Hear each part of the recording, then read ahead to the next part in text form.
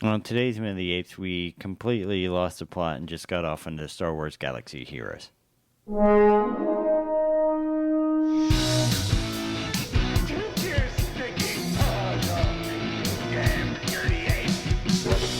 Divine bomb.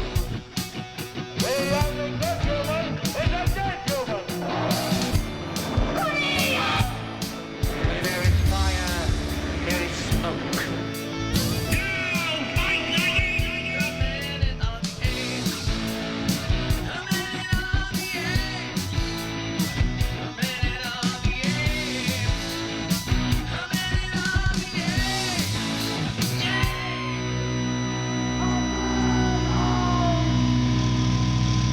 Hello and welcome to Minute of the Apes, the daily podcast where we break down every minute of the Planet of the Apes movies 1 minute at a time. Telling the truth, across from me is Sean. I am Todd, and Richard, you're sitting silent, yet you're glowing because the backlight is coming in and your red hair is just like... It's just your cataracts. Is that what it is? Yeah. Man, I think that the truth of that tease... In fact, I kick you in the balls so often. About not talking about the movie? But at the same time, you could probably not have said a more succinct thing Oh, we ever. were doing. We lost the plot of the movie because there is no plot of this movie. You know, we do the in-betweens because the three of us will sit around and talk about things. But the truth is, I think that may be one reason it was almost like a relief to speak Talk of about something else? Yeah, than this movie. However, to get to the point, Minute 84... Sean, tell us what's going on. All right, we're going to start Minute 84 with Davidson smelling the fart and ends with Davidson noticing that Ari is in the room. You know, as you were teasing that, I thought we've not yet had anything Any poop references from you, and nothing. I actually thought Richard really hadn't spoken. That was the perfect tease to it. So let's sniff the fart with Minute 84. Planet of the Apes.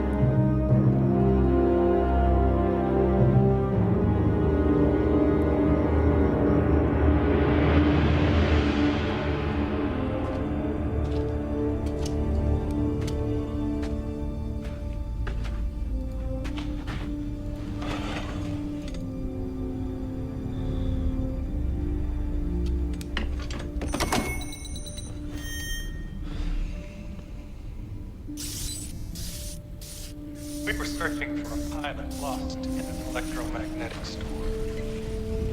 We haven't had any communications since we crash landed. I'm so sorry. Planet is uncharted, uninhabited. I'm responsible for all of this. Very healthy I'm never going home. and a lot smarter. Just like them. The apes are out of control. As Minute 84, we have an Oberon's worth of apes and humans, 2 displaced pods worth of humans and apes, so many wild humans in Ape City, minus those 2 gorillas. Humans on the loose and monkeys in a camp. Visually, we continue with our John Ford Western, a very sunrisey, yet also dusky kind of moment. As Leo looks about and he smells a fart, he goes back to the Oberon and is walking in. We get a hard cut of him leaving the horse back into this. We don't get a dissolve. We don't get a passage of time before he's inside and walking around, looking like a moment from Leave It to Beaver as he kind of flips the little thing in his hand. Oh, gee willikers, I'm stuck here. And he plops himself back down in the seat and decides to replay the video footage of his commander saying that they were searching for him, and he owns the responsibility that all of this is his fault, as Ari is suddenly back with him, and not Magically. she's holding her hand up, but boy, there's just Yeah, we'll get to it. All right. okay. So there we are.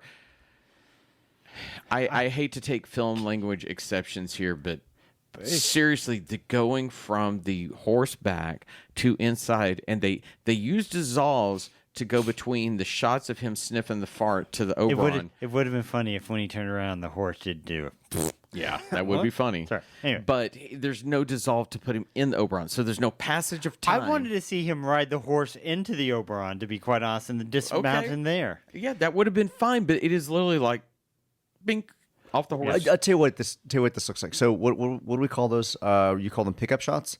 where Yeah. you have okay, we need to cover this, we need to cover this, we need to cover this. You realize you missed something. These feel like Or they the B put him on unit. horseback and they said, okay, look behind you. Yeah. Okay, look off in the distance. Yeah. Okay, we need a shot of the Oberon.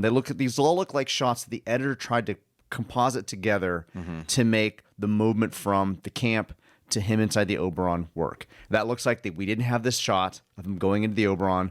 We have no place to go from here to here, so we're just going to take these other moments that I had of him on horseback and make it look like he's moving to the Oberon. That's what it looks like. It looks like they had to cobble this together. Yeah, I don't think you're wrong with that either. I think when I first watched this, what I wondered until I saw that Ari had some kind of bandage on her hand, I thought, Just from a different scene. well, what I thought was this scene actually supposed to go before she goes to Thade, because It would make more Yeah, it sense. would- the yeah. thought of, hey, I'm so You're right. sorry you feel this, would have her feeling sympathy that she And then I'm goes gonna and try to exposes save the danger. humans, yeah. That would make sense more. It just I hate to be I don't understanding a lot of things, but I don't understand what this scene is supposed to make me feel. They know an impending danger is coming. It makes him a whiny bitch again. Well, I'm he never is a going whiny- home. Yeah. We have known that from the beginning of the movie. Finally, you've known it, but again, I'm never going home. It's all about Davidson. I'm not helping anybody. It's all about me. I've never said I was going to rescue anybody. I mean, they're not making him the Luke Skywalker that we whining that he wants to go to Tashi Station to pick up Right. power converters to being a hero of the rebellion. He's just being whiny the whole time. It is true. I'd never thought about that. He is an unmoving character that it's okay to make Luke whiny at the first of the film, but by Because the he end of- grows. This guy never grows. He needs to learn by the end of this to trust himself and not other things, and that's what Luke's journey is. Mm-hmm. Leo, It's all about him. his journey is I'm a bitch. He's a Han Solo that never grows as well. Yeah, true. I'm taking care of Fair, myself. fair. Yeah, It's he's all a Han about Solo. I me. like that. But his heart is never changing, and he's continually admitting it's all about me. I'm never going home. It's all about me. So there's a camp of maybe a few hundred humans or more outside, right? And Dana's there, and all these people around him, but somehow he's able to just have quiet moments walking through the Oberon. Yeah, why are humans not invading? If they're an And invasive Ari species, just casually saunters up. Like, it doesn't, like, there's no sense of time or place or what's happening here to give me any tension whatsoever. It's just a quiet, like, the Oberon is not a tent. If you were like in a tent in a camp, it would make sense. They'd have this quiet moment while guards were outside and, you know, people had to get permission to come in. There's just a porous ship with no sense of the conflict you would that's think happening that the outside. humans that have gathered to see Davidson, the guy that has Messiah. stood up to the apes, they would be in the ship exploring it, trying Or to they get would be closer outside to of him. it because that is, you know, Moses and the Ten Commandments. You know. Kalima. You want you're supposed to be following him and waiting for his words. I'm brought of mind when you guys use Star Wars as reference of this. You know, it's not that far of a leap from this type of moment to the moment in A New Hope when Luke is sitting there and Leia comes up after Obi-Wan's died and puts it's that same thing. Comforting, yeah, But nothing has happened to Leo to make him feel vulnerable outside of the fact he knows he's not going home. That's really, come on, it's my fault. This is all my fault. You don't care. yeah. Well, I mean, I mentioned teleportation at the Yeah, on and she's Monday, back and now. she just magically shows back That's up. how I close- felt That that is so weird. Which is I why felt that too. Your point of her being an earlier moment where she then goes to Thade makes Mm-hmm. sense, but no, this clearly happens afterwards because she's got the thing on her. At least we'll, I guess, learn it the next minute. It's not in this minute, but she just walks up out of nowhere. Just And it could work. It could work if we had a reverse angle shot of her, you know, looking and seeing him. It's over her shoulder and then back to her face as she sees him sitting alone, and then she comes up. That can work. You introduce her into the scene. He's alone. You have to introduce her. She can't just go whoop. So and It doesn't work. I always in comedy there's what I don't know what it's actually called, but I always call it the lean in, where you have a shot. And so Todd, if this is your monitor, the humorous thing would happen, Todd, was somebody would lean in that you didn't see into the shot here Right. and make the joke and then lean out. This is the feels like. equivalent of that where she comes over and I just want him to go, Jesus, were you here the whole time? Fuck. Fucking Yeah. hell. Like, wear a bell or something. Christ.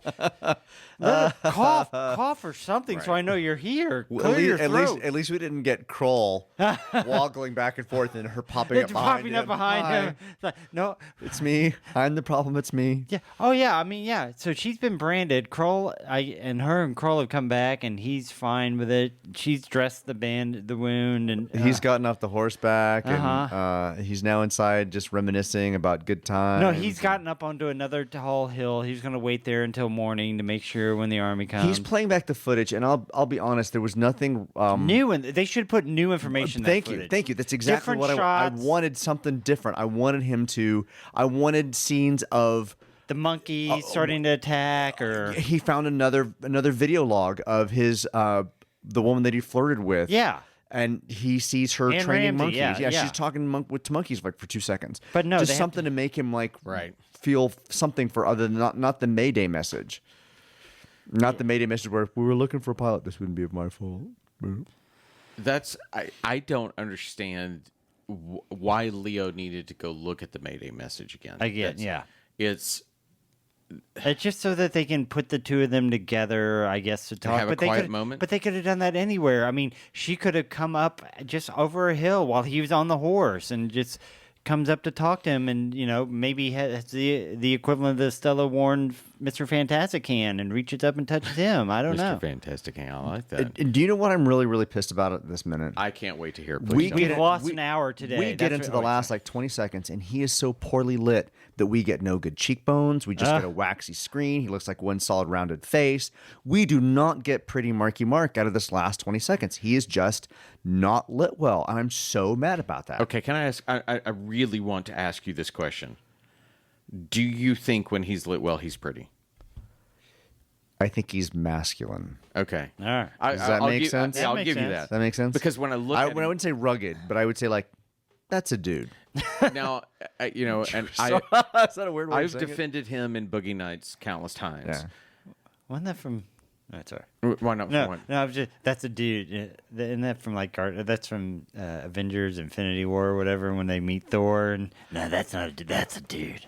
But I've defended him in that film, and I think he has a boyish charm and spunk in that film. I look at him in this one, and he just looks dull. He does look dull, and they're not doing him any justice with the lighting in the last. They little aren't. bit. It is No, very it's- unfair.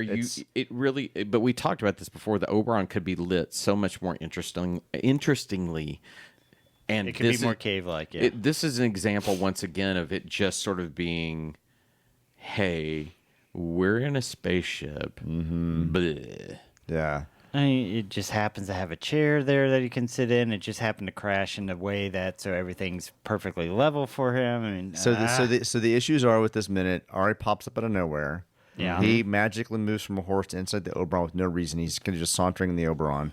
The message is not giving us anything new. Right. And he's just crying about the fact that he's never going home. he's never going home because they came after him. And you got And them I'm all- crying about that this movie still has about 40 minutes left. All right. Well, what can they do in 40 more minutes? Well, 5 of them are credits, so we got that going for us. Jesus. Yeah. You think Okay. you think they'll fight apes? I at this point I want some fighting just so we can watch something, because this series of moments, man, building zero fucking tension. I quit. I just quit. I bet they're gonna fight apes. I didn't think Apes that anything. fighting apes? I knew this was going to Yeah. be bad. I didn't think anything could get worse. I hear there's a whole planet of Yes. them. No. And I love the fact that you two keep going on while I'm over here crying like I'm basically it's all my fault. Okay, that's it. And we're Ari and over here, and we don't give a shit. There you go. That's it. We'll be back tomorrow. Everyone, have a great day. Bye. Bye, everybody.